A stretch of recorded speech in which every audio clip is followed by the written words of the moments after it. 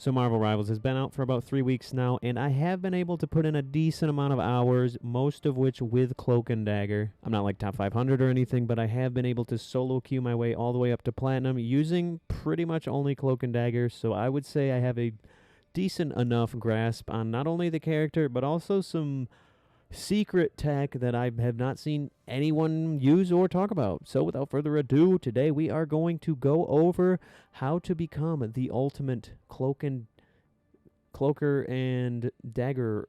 So without further ado, let's run that hoe.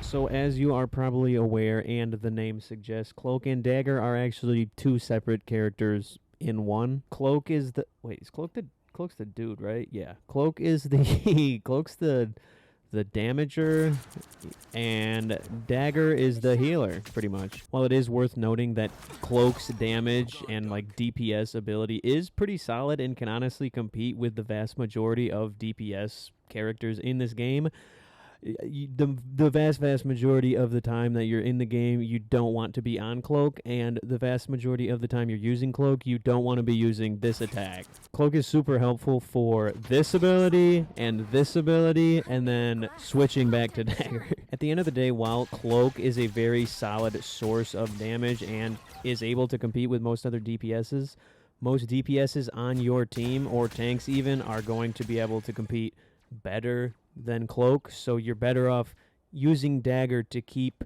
your DPSs alive, which keeps you and your DPS alive, as opposed to you just like switching to Cloak and then the teammate that you could have been healing dies. You know what I'm saying? Basically, I would say keeping your teammate alive and letting them get a kill is much better than you getting a kill and your teammate dying. It's just a net better scenario for your team and for you, your odds of winning the game. So yeah, not only do you want to spend the majority of your time in Dagger mode and prioritizing healing your teammates, but you also never want to let go of the fire button at any point ever at all, period.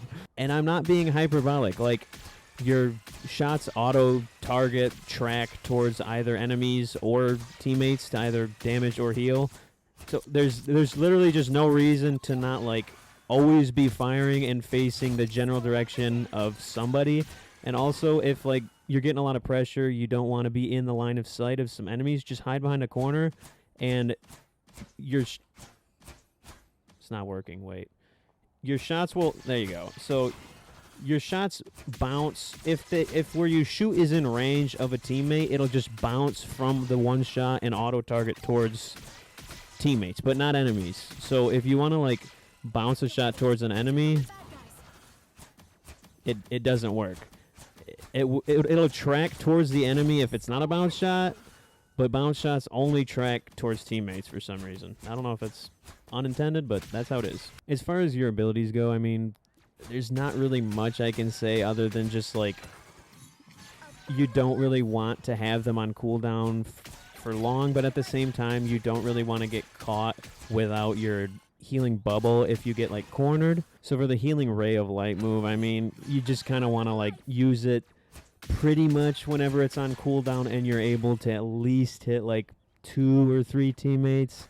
You can use it on just like one, but at that point you might as well just shoot them with your normal fire and wait for like at least one other teammate to come into your line of sight, because using that on just one person, you're better off just like keeping the healing pew pew thing on them, you know? The dome bubble's kind of similar in that you want to make sure to use it on multiple teammates at once. You don't really want to use this on like just one like tank that's about to die, although there are times where that can be clutch and it's kind of just up to your discretion. You definitely do not want to be caught by like a Spider-Man out in your back line while you're healing. If like a Spider-Man were to flank me and come back, punch me up, right away you want to just bubble the ground beneath you, switch to Cloak, blind the Spider-Man, and then just kill him. And if he is about to get the jump on you, Shadow, run away. Cloak and Dagger can do literally anything, bro.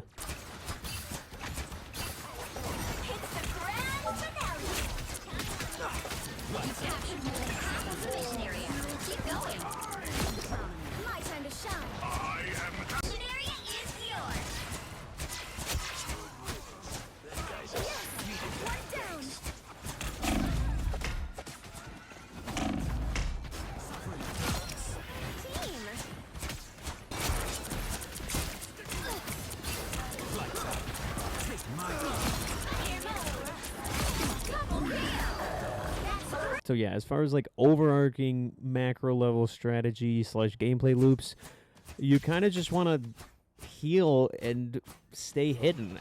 You just stay hidden, hold down the fire button, let your shots auto target, shoot a ray of fire or light at them when need, shoot a dome bubble when a couple teammates get low, and you're positive nobody's going to be able to like flank you, no Spider-Man's going to come up and gank you.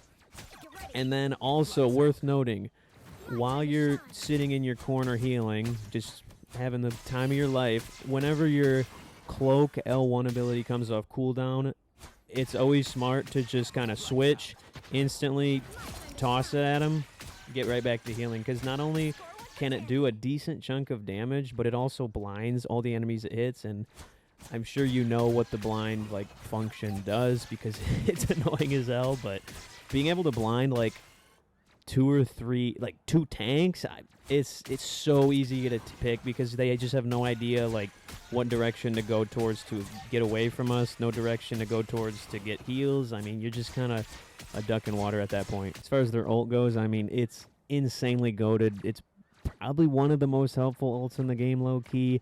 You just kind of cover the ground with this blue foggy mist that both kills any enemies that stand over top of it and it heals the teammates that stand on top of it. If you did not know, you can like stack this on top of each other, so if you go back over top the area that you've already done it over, it does like triple the damage and triple the healing that it would if it were just like one swipe of the mist or whatever. I don't know. I see a lot of people misuse the ult as just kind of like healing for your teammates, where I feel like it's much more useful to use to like push forward towards the enemies and give yourself like ground per se. I don't know. Another pro tip, Cloak's shadow move thingy does turn your entire team invisible and invincible for like 1 second. So if you hear like an Iron Man ult about to be launched or a Scarlet Witch ult about to pop, you just quick switch to Cloak,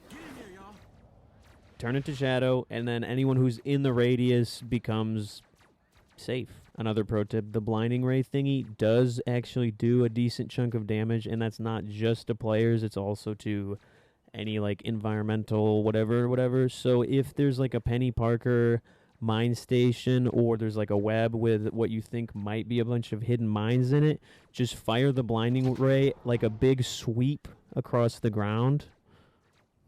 That didn't work really well. A big sweep at the ground like that. So that's actually another perfect point for the projectile of the like that beam wall thingy.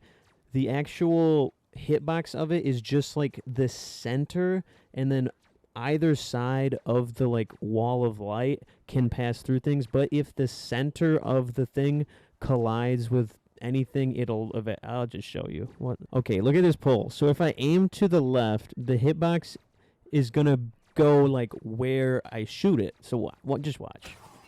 You see it passes through the pole. But if you aim it at the pole, it'll stop it because the actual hitbox is like just the middle of it. So if you want to like fire it around a corner at like a wave of people, or you want to like maneuver it around the cart push thingy in the cart push mode, which that's where I noticed this affecting it the most, is when you're trying to like hit people, you're fighting around the push cart. I don't know I don't know what it's called, but you like want to blind them, but it hits the cart. What am I talking about? So yeah, if there's like a Penny Parker thingy with a bunch of mines on the ground, well, you won't know because they're invisible, but if there is like webs on the ground and you want to check it, just shoot that, and anywhere that the wall like passes, it'll destroy all the mines, so you'll be safe.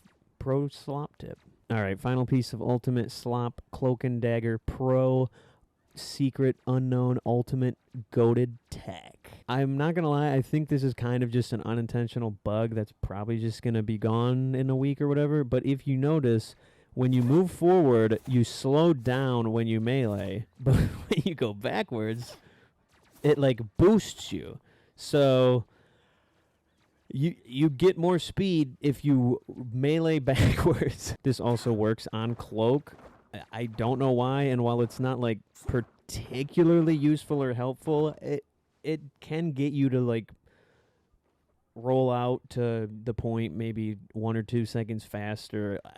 I've tested it, and it is definitely faster. I have tested it, but it is really, really minute. Like from this whole distance of this like court thingy, if I was doing it next to someone who wasn't doing it, it would be like maybe like 1 or 2 of these tiles apart from each other. Like it's such a like minute difference, but I mean technically I guess that could help at some point. I don't know.